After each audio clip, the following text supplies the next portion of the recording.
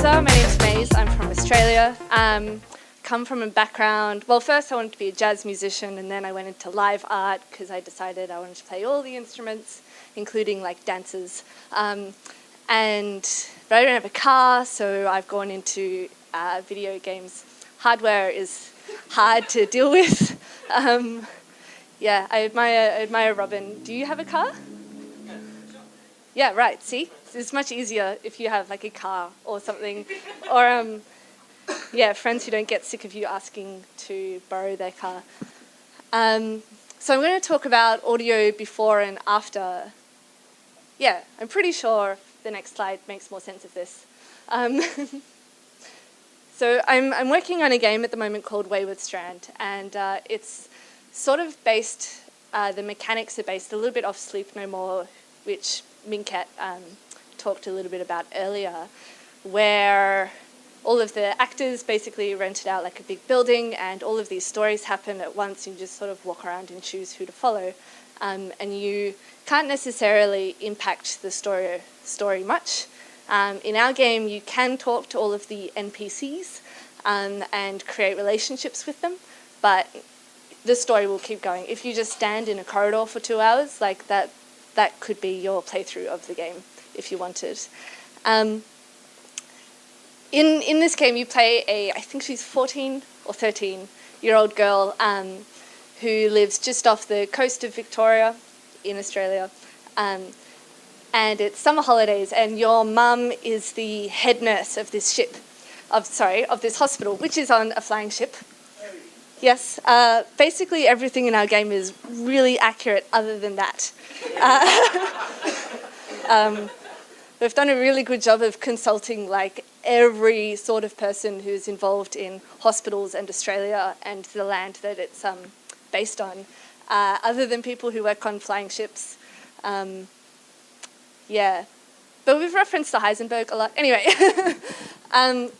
so when Jason and Russell approached me to work on the audio for this game, they approached me because of the live art background, and also approached me because they said, yeah, so like Casey, who's the daughter that you play, is really sort of pissed off about her mum working all the time, and I was like, who are you to say, no, I'm not pissed off that my mum works all the time. Like, no, how could you just assume that? That's such a cliche. How could you, cis men, ever talk about women and their relationship with their mum? And I was like, this is bad. You're so wrong. How dare you? And then I was talking to another friend about this, and she was like, oh, actually, I was, yeah, quite pissed off that my mum worked a lot. And I was like, yeah, okay, right, that's, sure, all right, well then, but how do I emote that, right? How do I emote these different perceptions? And like empathy in games is pretty in and hip at the moment, and but audio is usually quite like, you feel sad about this, and like this is a bad thing that's happening. So I'll just quickly go through. Yeah, I haven't practiced this anyway. So when do we hear audio? There's UI feedback, movement and action feedback, which is generally sound effects. Sometimes it's integrated into the score, which is really nice. There's soundtrack and music, which is often non-diegetic, which you guys are all across now because of Minkent's talk, which is great. And then dialogue is often audio-based as well. Something really interesting, actually, is that because the writer on this game is a theatre writer and director, she actually hates subtitles. And I was like, no, man, we gotta... Because I always get the, you think music is so important, what about deaf people? I was like, yeah, we have to have subtitles and they have to be cool and dynamic. And she hates subtitles because they ruin her pacing. So yeah, it's really interesting. Why do we hear audio? So often, especially in quite minimal games, it's for the physics and the texture feedback. So how heavy is this thing meant to be? What is this thing actually made of? What is this surface going to do when it reacts to that surface? Audio is also a bit of a warning, like, oh, I faced that way and the high violin came in, so like there's murderers that way. Or setting, so we can think of time, where it is, both in a geographical way, or like this is set in a hospital, there's sounds of beeping or whatever. Or, you know, this is maybe an Australian setting, so we're going to have like either Australian rock or maybe we might have more indigenous vibes. And then pacing. So often music is the only signal of what's about to happen in game. And Doom 4 is a really good example of this, where you can watch a Let's Play where someone is literally just like staring at the corner like this. And then the music happens, and then suddenly they're like, ah! But nothing has happened on screen. Do you want me to do that again? And like the lighting hasn't changed, nothing has happened, and now they're like, oh, where is the enemy? And you're like, tricked you? Or like, no. And so same with emotion and things as well. Like timers and stuff also, I guess we could have on-screen versions of those, and often we have arrows coming from the side of the map if there's an enemy. So these things tend to come hand in hand, but a lot of what I guess music serves from a design point of view is like reducing that screen crowding. And yeah, so it's all quite prescriptive, yeah, like this is how it's meant to be. So they're all informing the player, but how do we get the player to inform the game? And I'll touch on this again after I talk a little bit about types of musical score. Because my background is in performance and jazz, this is the lead sheet, yeah? So this is cool because while it has these sort of like suggested notes that you could play, a jazz musician would play these notes exactly like that, probably never, ever. The chords, however, we'd probably play most of the time. They're actually a whole lot more informative than the notes, which you would like maybe start off playing and then be like, yeah, I got the idea, cool. Yeah, but there's also a whole lot of conventions around jazz literacy and what all of this means, and how we repeat things and how we sort of think about what the notes there were once.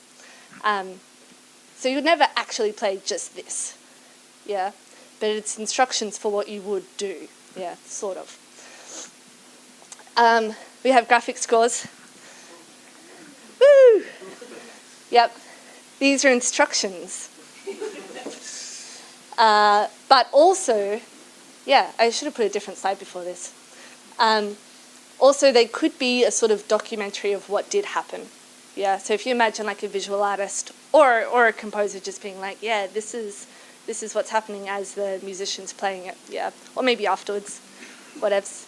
Graphic scores. They become much more pretty as well, and often graphic scores and traditional notation are combined. For example, this is sort of a combination of that. So this is part of the complexity movement, which happened like all through the 20th century, really, where the score would deliberately look really fucking complicated so that the musician would sound really tense. The opposite of this is, as composers, we're always told to treat musicians like special petals and don't ever intimidate them unless like you want to deliberately do it. Do everything with extreme intent. Like this is great. Yeah, this is really famous. There's apparently like a section in there where like the penguins, there it is, release the penguins. Yeah, untie Slipknot. Like a New Orleans concertina choir. Yeah, cool. Continue winning motion. No, swimming. Anyway, okay. We're told that if you are to write for like an orchestra for like a Hollywood film or something, they don't have any time to rehearse. So your score for them should look like it's from a kid's book. Like it should just be Dummy's Guide to Your First Scale type, big fat font. Nothing about it should ever look at all intimidating because you don't want to stress out these people. Like it should just look so easy. Yeah. Which is cool, but also depressing that no one will ever rehearse our work. So we touched on it a little bit, but these sorts of scores come in these categories of prescriptive or postscriptive. Prescriptive being, this is a guide for you to perform, or postscriptive being, this is that solo I saw once, yeah, which was never intended to ever be played the same way again, which is a big thing in jazz, and I guess it's sort of coming into games as well, where everyone's experience is very different. So it's more of a recording of this is what happened that time. Yeah, cool. So how do we do this in games? How much time do I have? Yeah, cool. In Wayward Strand, I'm not sure who's musicians, but so some of this might go over your head because I'm not going to teach you. In Wayward Strand, where we are playing off cliche scales, for example, so our aim is to get the player to fill in their own emotions, yeah? So we're trying to use music theory to allow them the space to do that. So major and minor scales, the main difference is that there is a minor third and a major third. This is great, looking at blank faces. Minor scales would be quite sad, and major scales would be quite happy, and it's very nice. We're looking at pacing and rhythmic cadences, so trying to get people to walk fast enough, or not just stand in a fucking hallway, but not in a like, don't stand there, a murderer's coming, more in a like, hey, maybe you're bored? I don't know, you tell me, are you bored? Like, one thing that happens in our hospital on a ship is that someone dies on the first morning, and he's a really loved character, and we love him as well. He's like the best written character, and he was killed off like 15 minutes into the game, which sucks. The game goes for about 2 hours. So how do you convey that everyone in the hospital is really sad without saying, you must feel sad? And this is coming from a more sort of artistic way of being like, how do we imply that the music is attached to a character in game or an object in game rather than you? And we can look at really technical ways of being like, well, it's 3D audio and the sound source is coming from over there. Or we can look at timing ways where perhaps you, the player, didn't realize that they're having a heated conversation until you were there for a few minutes, or unless you've heard one of these keywords, like, I am actually angry at you. Then maybe the angry tone will come in. Or but also to allow that space of how do you feel about hospitals, we've been quite authentic. And this is interesting because, so the artist on this game, Marigold Bartlett, or Goldie, you guys might know her, her mum is a nurse and her dad was a hospital architect. And her dad recently died, and she spent a lot of time in hospitals, both for positive reasons and negative reasons. I, for one, have always felt the hospitals have been really safe, just for the reasons that I've ended up in a hospital. They're always safe, the opposite of stressful, very calm. Everyone is it's about health, and everyone's looking after you, and it's amazing. You just lie there and get better. It's awesome.